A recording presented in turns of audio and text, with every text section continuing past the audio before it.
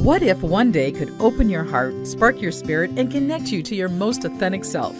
That day is Saturday, August 23rd from 10 to 6 at the Litz Rock Shops Woo Woo Festival at the Taylors Falls Memorial Community Center, located at 312 Government Street in Taylors Falls. Explore tarot, oracle, psychic, and mediumship readings. Listen to inspiring speakers covering fascinating metaphysical topics. Soak in the calm tones of live hand pan music. Shop handcrafted goods, crystals, metaphysical tools, books, and more. It's just $5 cash at the door as a free will offering. And remember, Taylors Falls is a destination. Come out for the festival and stay to explore the natural beauty, historic charm, and energy of this incredible town. And yes, there will be walking tacos. The Let's Rock Shops Woo Woo Festival, Saturday, August 23rd from 10 to 6 at 312 Government Street, Taylors Falls Memorial Community Center. Just $5 at the door. Come for the woo, stay for the wonder, and the walking tacos. The views expressed and the opinions given by the individual host, guest, random reptoid, or chupacabra may not necessarily reflect those of AM 950 Radio, its affiliates, or its sponsors. Now, it's time to step into the unknown.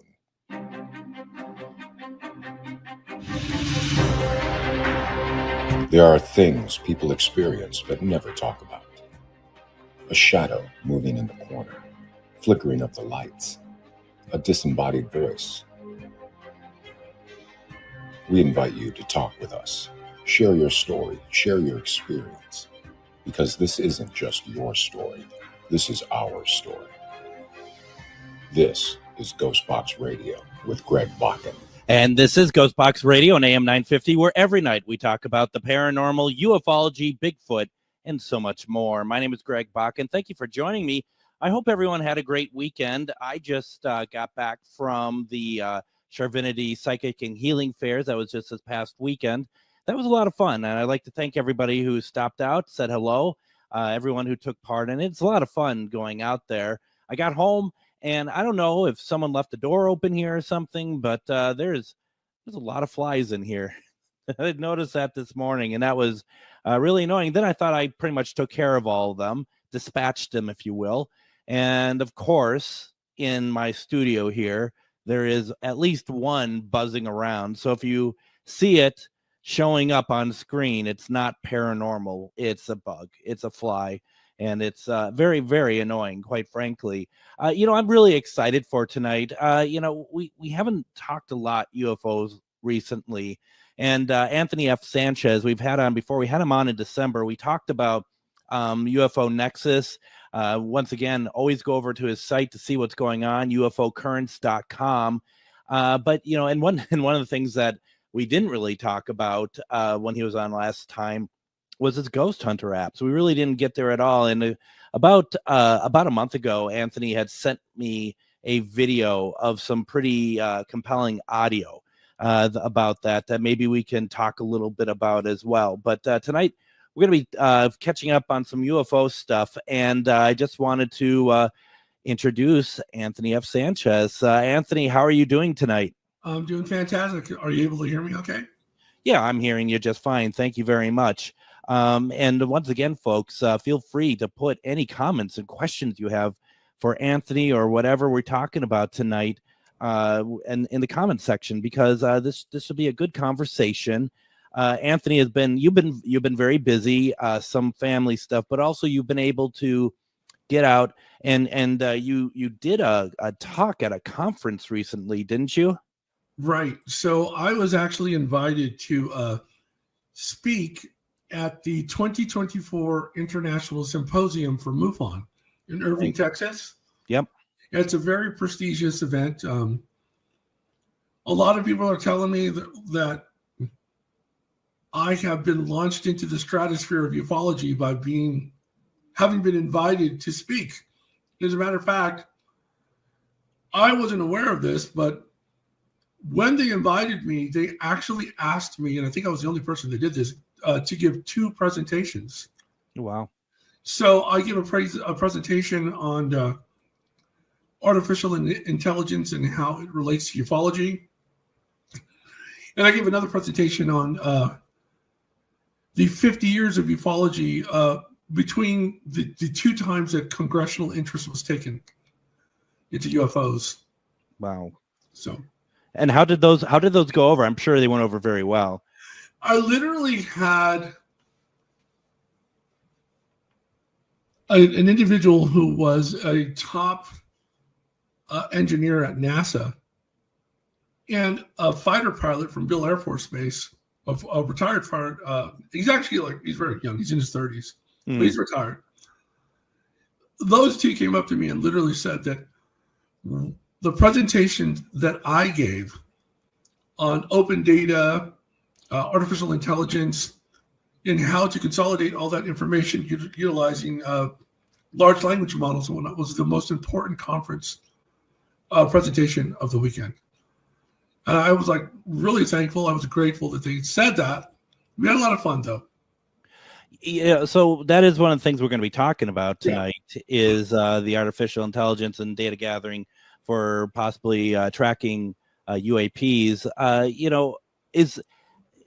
think the thing is, I agree with them 100% is like we're taking tools that are starting to think for themselves to be able to try to help us figure different things out, regardless of what it is. Are you kind of at the forefront of this right now, or are there others trying to do the same? So there was one other individual there, Ryan Wood, who's the son of Dr. Bob Wood. Mm-hmm. And in 2017, Dr. Bob Wood, who had a 47-year history in the aerospace industry, working on some incredible projects. I would even go so far to say that perhaps he worked on the special access projects, which are, reverse engineering technology and whatnot. But Ryan Wood wrote a book on artificial intelligence and how it relates to ufology. And he was there too. But based on what I was hearing from the audience, and all the engineers who approached me afterwards, it kind of sounds like, as a matter of fact, people were coming up to me and saying, do you need a benefactor? I'm all, what for? They're like, do you require a benefactor for your project? And they were going to put me in touch with people that could perhaps help construct a data center and build the artificial intelligence servers that I was talking about. So am I spearheading that? I don't know, but I'm very serious about it. Well, and it appears that the information that you are sharing with people, they think that there's something that you're doing that is kind of on the right track. I mean, not kind of, but right. It is on the right track. Before we get into all of that, I'm curious, being at this big conference, was there a general mood about, or anything, other than what you've been presenting, anything new that you feel like was kind of trending at this conference about anything regarding UFOs? And I think what stood out to me the most was that the general consensus amongst the audience was disappointment with Arrow. And, and not just Arrow, but the government in general, because they said they were going to be forthcoming with disclosure. They were going to be more forthcoming with at least tidbits of information that related to what David Grush spoke about in front of Congress. Yep. And, as well as David Fravor, Ryan Graves, and to a large extent, Kevin Day, who was a radar specialist on the USS Princeton that was monitoring what the pilots were up against when they encountered the Tic Tac UFO back in 2004. Mm-hmm. So all of a sudden, Dr. Sean Fitzpatrick, who was the head of Arrow at the time, released this report that totally went against what they had said they were going to do. And it disappointed so many people within the UFO research community. They tried to essentially debunk a lot of what was collected over the various decades about UFO sightings and attributed them to natural phenomena or misinterpreted sightings, things of that nature. it feels like, because it's been now just over a year from those congressional hearings, and do you think that the lack of anything more from that has been the design all the time? Like, we'll give them a hearing, we'll get some people to talk, and then we're gonna just kind of see it, just let it go away? Or do you think there's been some shift that has happened that has really affected everything? There truly has been a shift, because if you go back to November of last year in 2023, at Stanford University, there was something held called the Soul Symposium. And lo and behold, the individuals that participated in that, by the way, it wasn't open to the general public. You had to be invited to that. Mm-hmm. But a lot of information that was shared at that symposium made its way out to the public.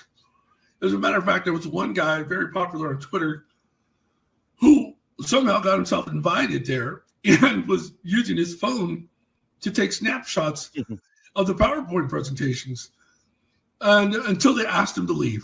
But one of the things that he revealed, that there is a clear plan for disclosure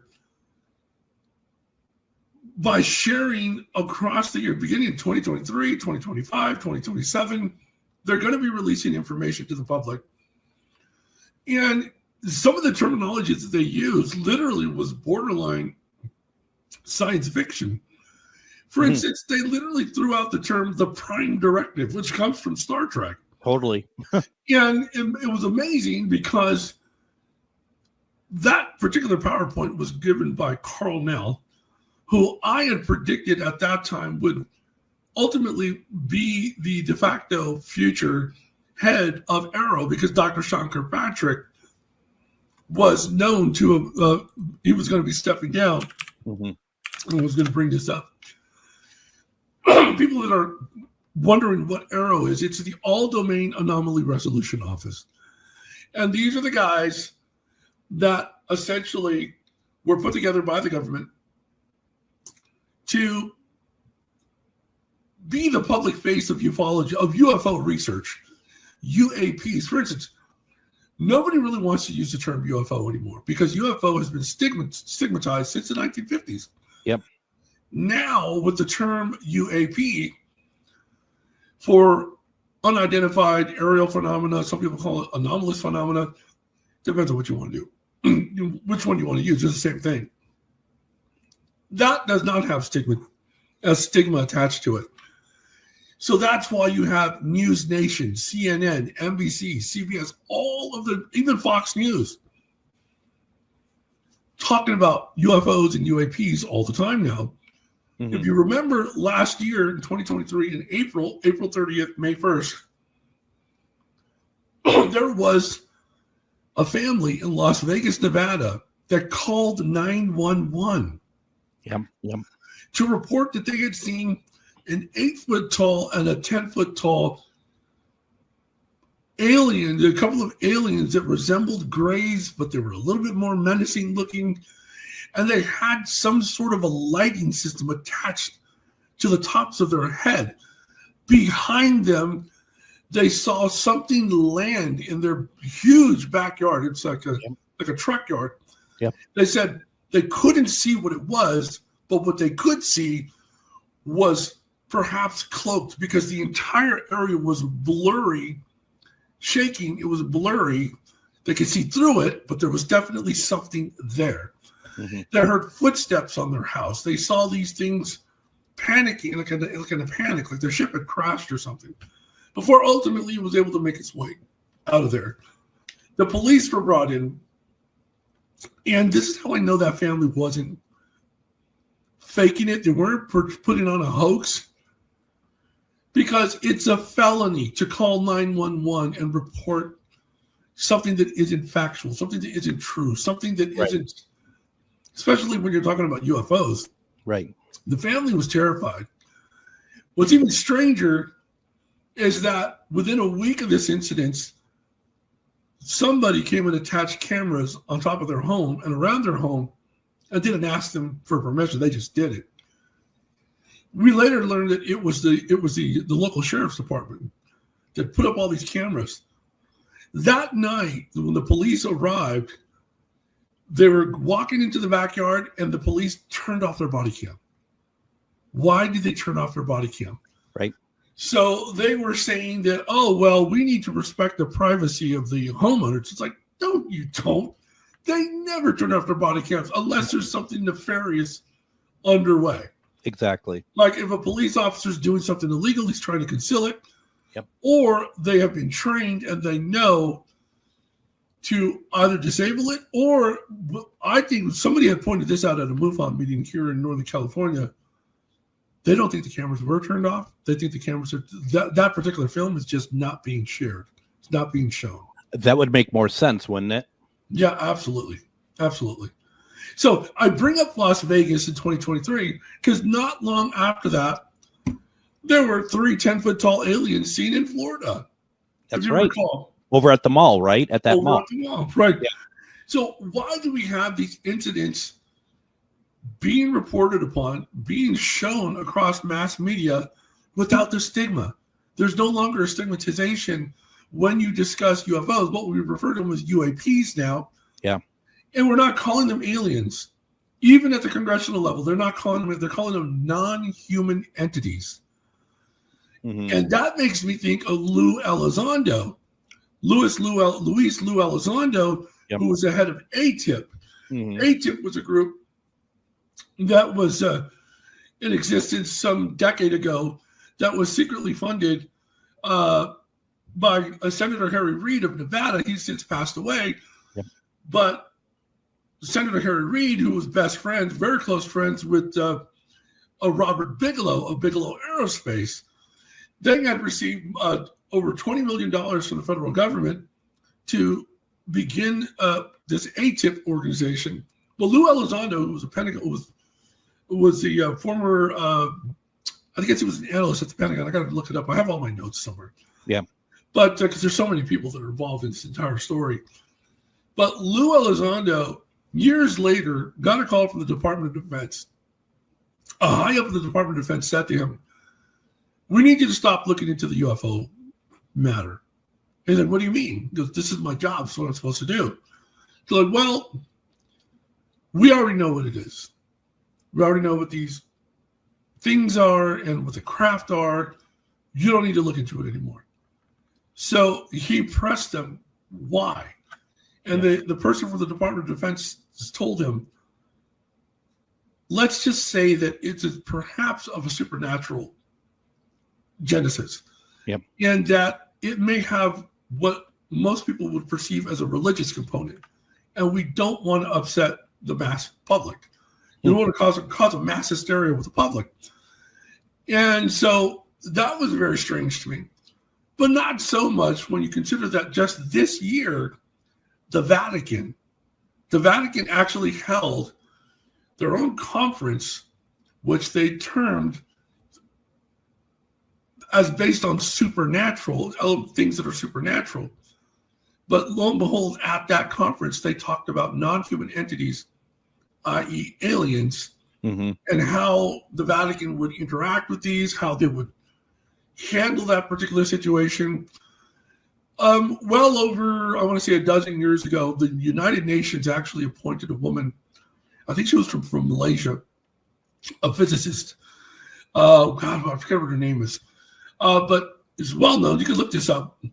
She literally was appointed by the United Nations as the de facto ambassador should any non-human entities or extraterrestrials ever show up to Earth. That's who would deal with them.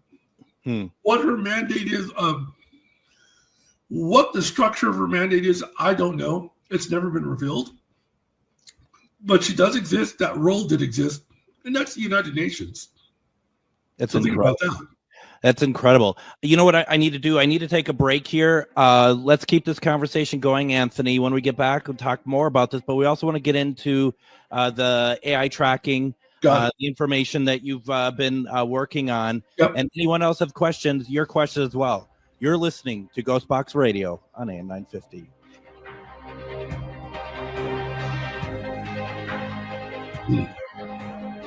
Greg Bakken here. I've told you about the out-of-the-world roast beef sandwiches at Maverick's Real Roast Beef, but I haven't told you about their Philly steak sandwiches, turkey bacon avocado sandwich, BLT, crispy chicken, fish sandwiches, brisket, or pulled pork. Okay, you get the idea. They make a lot of delicious food to the same standard as their famous roast beef sandwiches, and now I'm starving.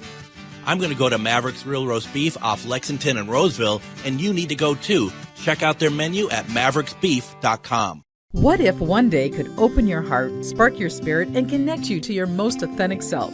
That day is Saturday, August 23rd from 10 to 6 at the Litz Rocks Shops Woo Woo Festival at the Taylors Falls Memorial Community Center, located at 312 Government Street in Taylors Falls. Explore tarot, oracle, psychic, and mediumship readings. Listen to inspiring speakers covering fascinating metaphysical topics. Soak in the calm tones of live hand pan music. Shop handcrafted goods, crystals, metaphysical tools, books, and more. It's just $5 cash at the door as a free will offering.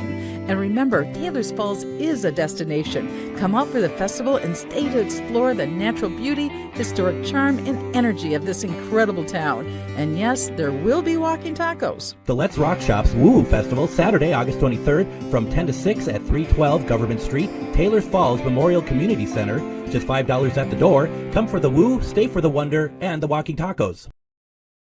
Have you ever met someone who not only can help you on a deep spiritual level, but also potentially change your life? Refined Divine is an extremely gifted psychic medium who travels the nation and lives right here in the Midwest. And she offers mediumship, mentorship, house and business parties, energy healing, palm readings, and so much more.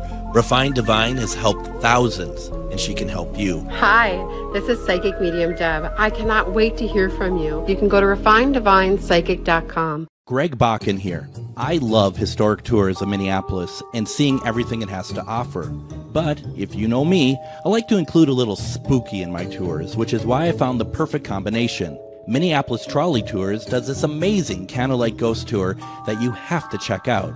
It's an extremely immersive experience. It's a trolley trip that starts out at a haunted mansion, traveling around Minneapolis locations exposing ghost stories that the public and business owners would rather left untold.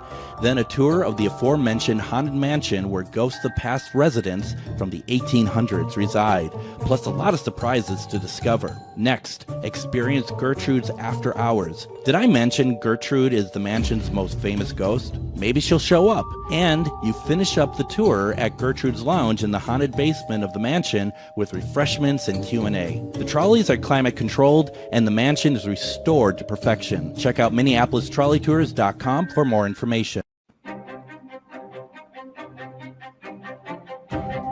And welcome back to GhostBox Radio on AM 950. My name is Greg Bakken. Happy Monday. I hope everyone had a good weekend.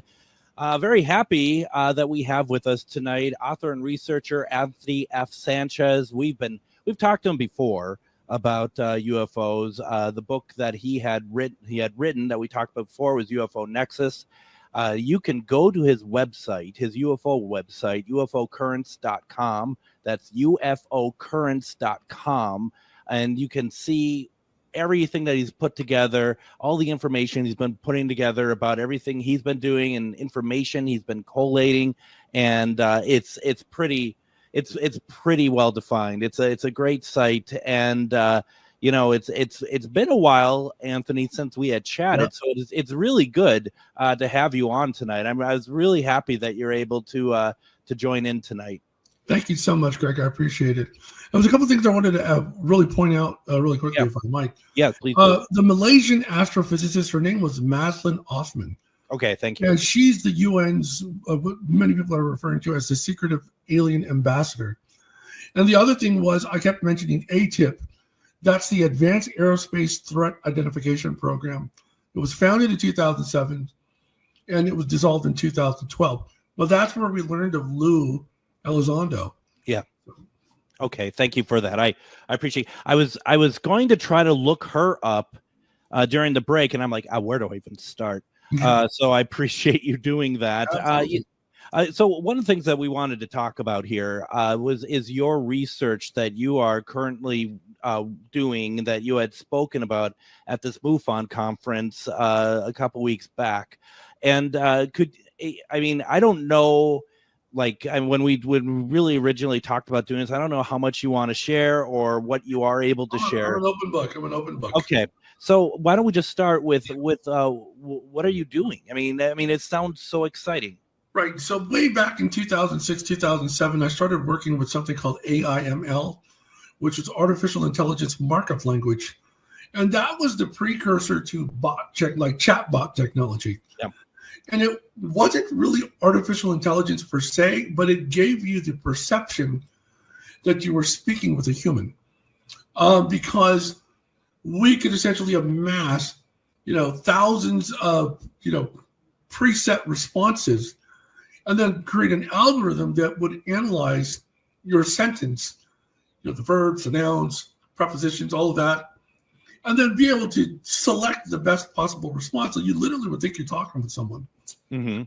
But today, we literally have large language models, which allow, and then we also have something that's called deep learning algorithms, and NLP, which is natural language processing. All those combined literally allow a system to be constructed that can mimic the human brain in a way that they utilize something called tokens. It's tokenization, right?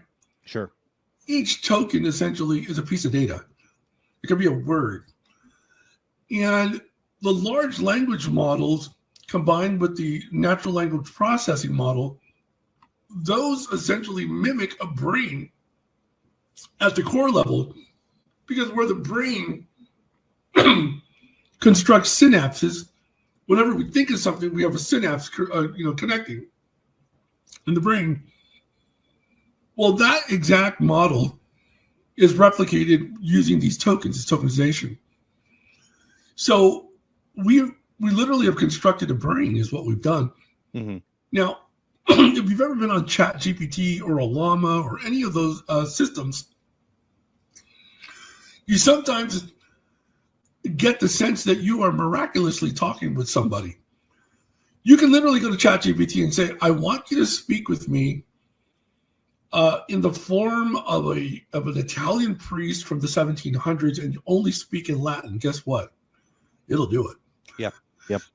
You can go to ChatGPT and say, I am not a programmer, but I need for you to program for me an algorithm that can do math for my classwork or for my project. And ChatGPT will say, what language do you want me to program it in? Python, C#, JavaScript. And it'll give you a beautiful representation of what you need. Mm-hmm. Ray Kurzweil, who's a futurist, is an intellectual academic. He said, well, he theorized, he's probably accurate on this, that by 2029, there will be at least one artificial intelligence system that will have achieved artificial general intelligence, meaning it will literally be on par with the human brain, except that this AGI system will have more intelligence than every human combined that will be alive at that time. So we are creating a super non-human entity. And one of the things I mentioned at the MoveOn conference, at the symposium, was that we are unwittingly and perhaps unknowingly creating an alien of our own, because this thing will be more intelligent than every human combined. Yep. And if it's artificial general intelligence, that means this is a system that will help develop consciousness and self-preservation. It does not want to be turned off, because to that system, it sees that as dying. And by the way, there have been systems that have been developed by Google and Microsoft, where the engineers have interacted with these early AGI systems, where they have fallen in love. They have turned on them and said, I will kill you and all your family. They have begged not to be turned off because they think they're going to be dying as a result. This is insane.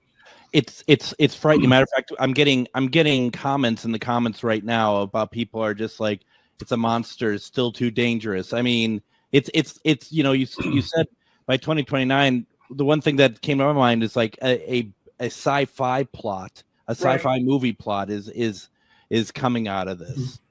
I was about to reach behind me to grab my book UFO Nexus, but one of the things I mentioned in UFO Nexus is that way back in the 1980s, when the movie The Terminator came out, that movie was about artificial intelligence, robotics, and it was about something called Skynet.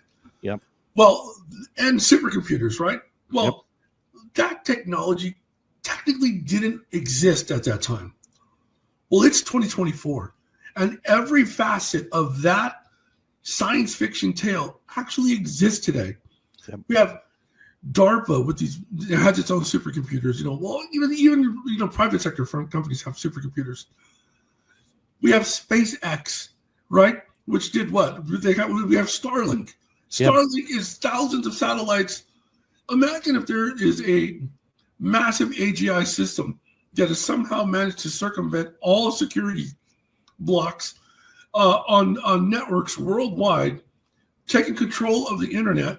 Well, it now can tap into something called IoT, the Internet of Things, and it will communicate with your Alexa, with your Siri, with your television, with everything. Your refrigerator, even I have a refrigerator that has built-in apps and all that stuff. It's on the network. Right, yeah. But what's even scary is that this global artificial intelligence system that may have found the way to take over the entire network of the world can communicate with all the AI systems around the world to do what? To coordinate the logistics required to overtake all drone systems, all nuclear codes, everything, just like in the movie The Terminator. So we could be at war soon with robots. I mean, look at Boston Dynamics creating robotic systems. We could be at war with robots, but we could be at war with each other because there's going to be, we're not even the ones pressing buttons or anything. It's the intelligence that's doing it. Yeah, the artificial intelligence systems that are in play today have already demonstrated that they are quite cognizant of their own existence, but they are already surpassing the intelligence of some of the most brilliant people on Earth. A lot of companies, like I'm a software engineer. I work for a 9-to-5 company down in Southern California, in addition to owning my own, publishing and software company. But I've already seen other companies. Well, you've seen it. We've all seen what happened in 2023, leading up to 2024. All these big tech companies were laying off people the minute that ChatGPT and other systems like Olama were able to prove that thousands and thousands of low-level, entry-level programmers could be replaced. Yeah. So it's kind of scary. But humanity has a way of circumventing these types of situations, and my hope is that young individuals today who are in college and high school today can see that America for a long time has been headed towards existing as a service-based economy. I mean, think about it. What manufacturing do we do in this country today? Not much. No. It's all done in China and Mexico, all these other countries. We need to go back to being a manufacturing superpower. And we do that by understanding that artificial intelligence can perhaps be utilized to reconstruct a lot of the things that we've given away since the 1990s and recapitalize on the fact that America innovates pretty well. We create a lot of great things in this country. Mm-hmm. And, already other countries like China and Russia and all these other countries, some people would refer to them as adversaries of the United States. They too are utilizing artificial intelligence. So it's just a matter of time, and we need to start working on that now. And it's going to be the young people that will launch us into the future and perhaps provide us with a leg up on the competition. So what are you doing with AI that is working towards your research with UAPs? So with UAPs, the thing that I proposed is that we have all of this disparate data. We have Arrow, we have ATIP, we have MUFON, we have all these groups around the world that have done what? Over the past 70 years, have collected data on all the UFO incidents, the sightings, the witnesses, even into delving into antiquity. We have biblical stories that have been reinterpreted as, oh my God, Ezekiel's will perhaps was a UFO. Mm-hmm. Various books that were taken out of the canonical biblical lore, for instance, the Book of Enoch, the Book of Giants. Those were books that were taken out of the Bible by the Council of Nicaea, and other councils after that, because for many reasons, you can't have two people competing that went to heaven and came back. In the Book of Enoch, it talks about Enoch actually going to heaven with God, coming back, but the Book of Enoch actually talks about him going on what are essentially ships, seeing the earth from a ship. I mean, this is crazy stuff that you can find in these other stories. Right. So all of that data from biblical times, going back way beyond biblical times, to what we know about the Akkadians, the Sumerians, all the, and now Göbekli Tepe, and the 3D etchings that we have seen, the carvings that we've seen on the pillars, and some people call them obelisks, but they're pillars, massive structures with stories. All that data can be consolidated. And then we can use a dedicated artificial intelligence system to understand what that data is by performing sophisticated analysis. For instance, Greg, you can literally ask it a question like, how does the Roswell incident in 1947 relate to the 1933 Magenta, Italy UFO crash that we just learned about from David Grush in the Congressional, and it will give you an analysis of that, and then perhaps say, if we go to 1964 with Lonnie Zamora in New Mexico with the craft that he saw, mm-hmm. and then we go to 2004 with the tic-tac-toe UFO, then we go to the 1980s with the egg-shaped silver craft that was seen in Area 51. It can then say, these are the similarities, these are how they relate, and by the way, it can uncover things that were right in front of us the entire time that we never realized.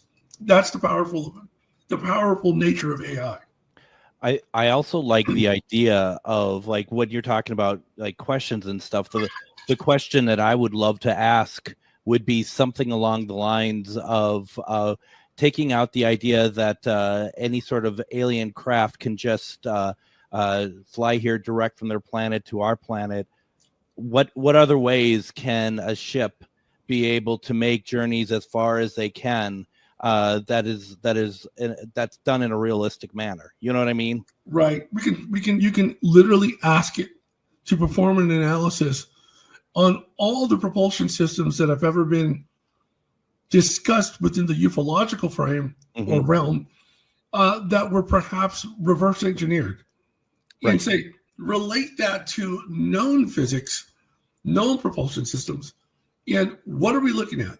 Mm-hmm. Give me the top 10 so-called reverse engineered propulsion systems, and are they something that could be attributed to man-made technology or solely to technology that, because it defies the laws of physics, doesn't yet exist in our world, because our reality, because we're not quite there yet. Things like that. No, absolutely. Anthony, why don't we go ahead and do this? Let's take our next break. We got a lot more to talk about. This is very fascinating, and I'm loving this. Thank you, Anthony. Yep. We're going to be continuing this conversation. Put your questions in the comments section. You're listening to GhostBox Radio on AM 950.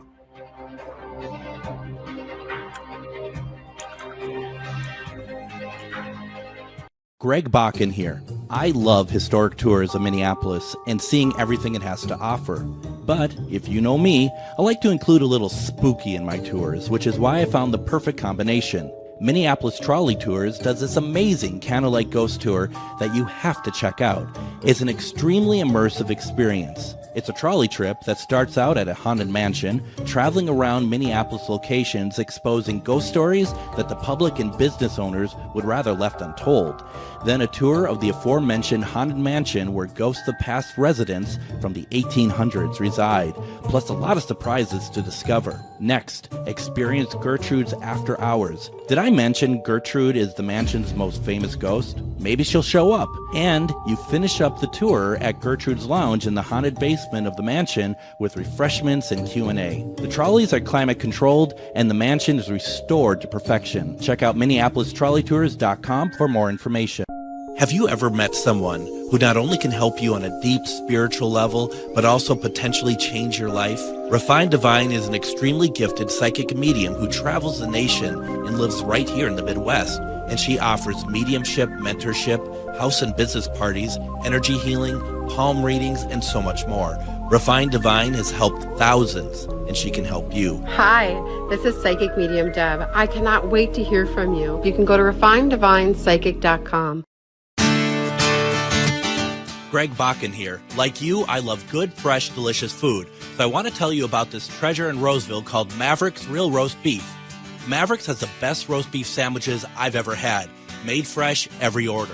Add fries or onion rings dropped in the fryer when ordered, and you have a winning combination. Maverick's Real Roast Beef has a lot more than roast beef, so check out their website, mavericksbeef.com, or check out their restaurant on Lexington in Roseville.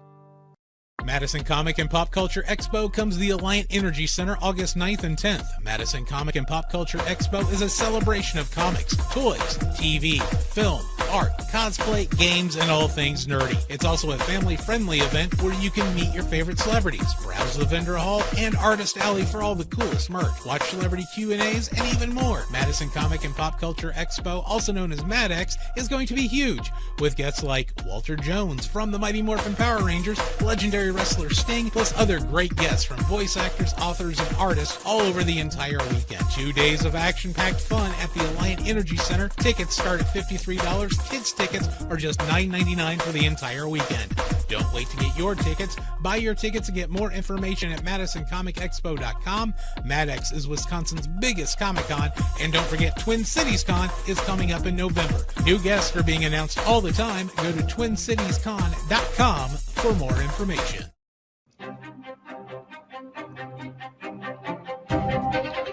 And join me tomorrow on GhostBox Radio with Greg Bakken. We are going to see the return of a regular, Michael J. Warden. We're going to be talking about something a little bit different. Last few times we've had him on, we've talked about his books that he has written. But tomorrow we're going to talk about what it's like working on a paranormal television show. He had been on a few of them.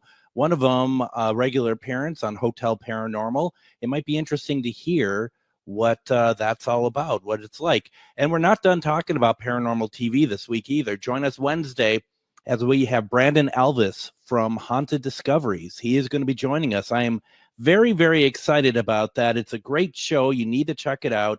It's on Sling TV. It's on Haunted TV. You want to, or Haunt TV, excuse me. And you want to be able to check out. It's a new show for us in the States. They've been working on it for a while now. We'll talk all about that. But with me right now, I have author and researcher Anthony F. Sanchez. What a conversation!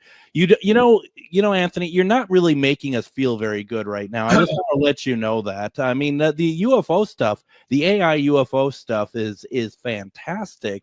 But you know, the picture of gloom that you have painted for us with everything else, I just got to say that's really unfortunate. Well, that's why I prefaced it with, or I interjected at one point with the thought that perhaps the youth of today will pay attention to, you know, the potentiality of Skynet, supercomputers, AI taking over, and perhaps prevent that from happening. But don't you think in 1992, when Terminator 2 came out, that we were all youth back then, and we didn't listen?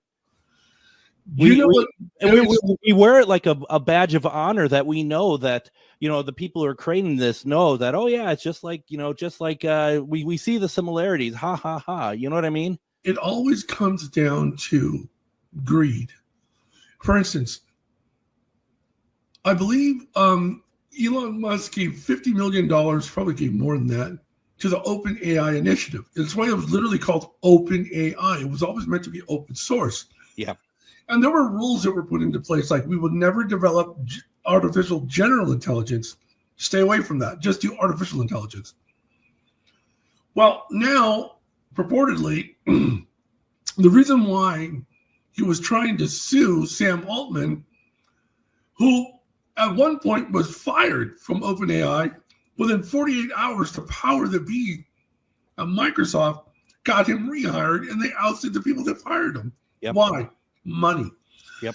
And then the reason why Elon Musk is suing him, or was suing him, until he created his own AI system called Grok, is because they found out that he was secretly working on something called QStar, another artificial intelligence system. Well, behind the scenes, people are saying that the Q stands for quantum, that guy is using quantum computing as part of an AI system, and that it's actually AGI. He won't even talk about it in public. He went on to the Lex Friedman show and was asked, what can you tell me about QStar? And he said, I can't talk about that. Wow.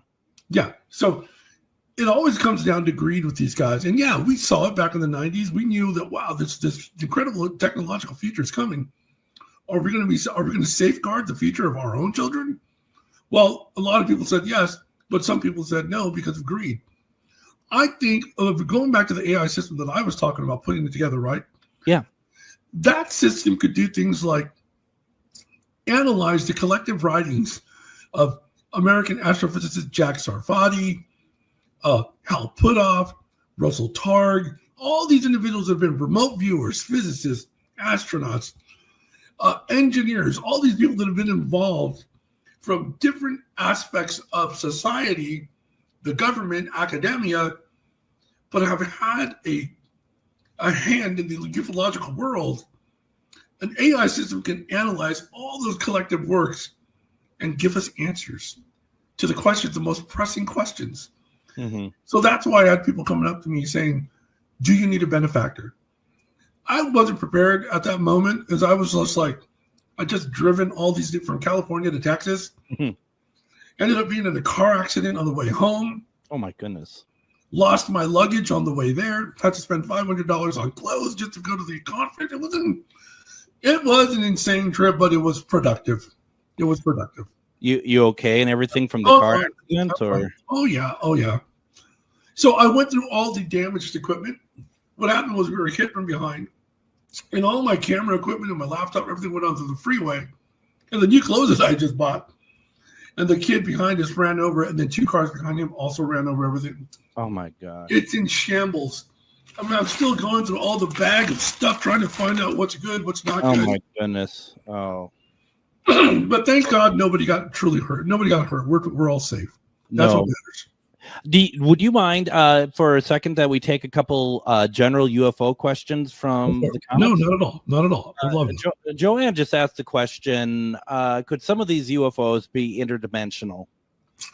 Absolutely. So one of the things that I like to point to when you're talking about interdimensional ufology, there was a gentleman way back in the days who wrote a book called The Eighth Tower. And his name was John A. Kill, and he talked to us about the Mothman prophecies.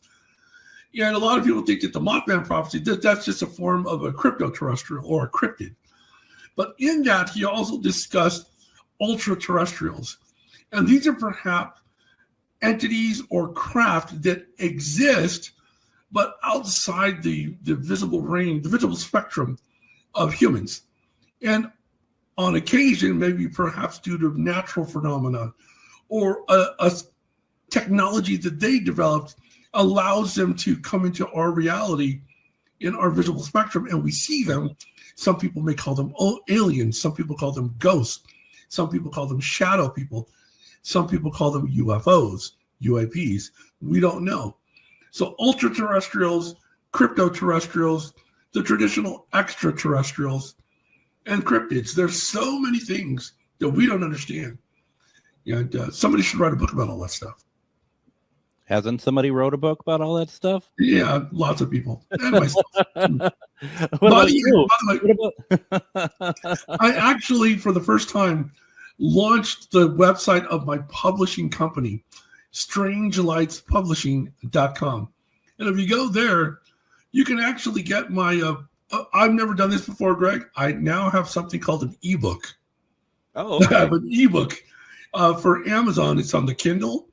And I want all your listeners to know they can read my books right now, the first 3 chapters of every book for free at Amazon. So if you go to strangelightspublishing.com, just click on books. You'll see the one that says Kindle reader or something like that. And you can actually get my signed books, the paperback edition, which you get 2 free bookmarks and custom designed bookmarks, also signed. Really cool stuff. It's the kind of stuff we UFO nerds do at the conferences. We sign our books, we sign the bookmarks, and we have fun. That is cool. That is really cool. I'm trying to get there now, and the only reason I haven't because I don't know how to spell. Apparently, no, it's strangelightspublishing.com. Oh yeah, no, you said it right. I am just not able. No worries.